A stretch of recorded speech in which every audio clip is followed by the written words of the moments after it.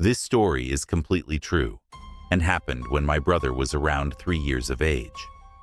My oldest brother grew up in Sierra Vista in the 1980s. Sierra Vista is a border town in Arizona, and during that time, it experienced some heavy drug crime and some light violence. You know, normal border town stuff. Well, my mom was a single mom, and they briefly lived in a very shady trailer park in a single wide mobile home because it was all they could afford. Trailers were run down, things weren't meeting codes, and you didn't have to pass a background check, so many of her neighbors were criminals. There was a drug dealer and his girlfriend living across from them, who was pretty abusive. You would hear them fight, and she would leave, and he would hunt her down and bring her back. The girlfriend's death was played off as a suicide, but it was widely believed that he had murdered her, just to give you a better image of what type of place it was. Soon after moving in, my mom woke up in the middle of the night to my brother chit-chatting. He was sitting cross-legged in the middle kitchen floor in the dark. My mom stood there for a moment listening to him giggling and talking before saying his name. "Jimmy? What you doing? Who are you talking to?" "My friend. Talking to my friend." "Who is your friend?" "The man." "The man? What's the man's name?" "I don't know." "You don't know?" "He lives under the ground. The man who lives under the ground." My mom scooped him up and took him back to bed in her room because it freaked her out. This went on for a few weeks. She'd wake up to him sitting in the kitchen in the middle of the night, and eventually he started going onto the porch, talking to the man.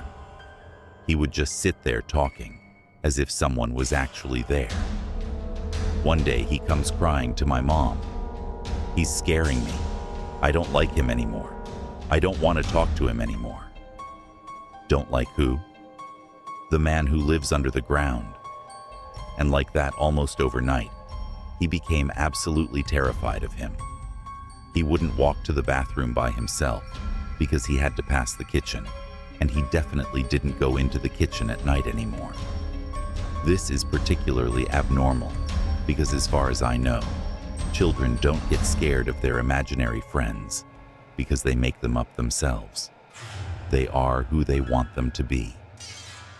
My family has two theories about this whole experience. Theory one is that the man who lived under the ground was a spirit of someone who was murdered and buried under the kitchen. Theory two is that there was actually a man living under the trailer and speaking to him through the vents. I don't know which one is more terrifying. My mom and my brother promptly moved out, and he never had the experience again. He is 35 years old now and only remembers talking to a shadow. My grandparents used to live in a senior mobile home park. It was 2012, and I was watching the house and dog for my grandparents while they were remodeling their house in another state. I had my 1.5-year-old daughter with me as well. Anyways, we went to bed and everything seemed fine. Then all of a sudden at 3 a.m. on the dot, my daughter woke up screaming bloody murder. Not too uncommon for a 1.5-year-old to wake up in the middle of the night, but I just had the most eerie feeling. I'm trying to comfort my daughter, and the dog starts going crazy too. So now I'm really freaking out because what the fuck, man? My daughter is clutching onto me for dear life, and the dog is walking around growling and giving me a weird look. A few seconds later, I hear a huge thud in the living room. Then I hear heavy footsteps walking from the living room, the bedroom on the other side of the mobile home. I hear the footsteps stop in front of my door, and I hear the door handle move, and the door slowly creak open. My daughter and the dog are going nuts at this point, and I knew I had to get the fuck out of there. I started praying out loud and grabbed my baby and the dog and ran to my car.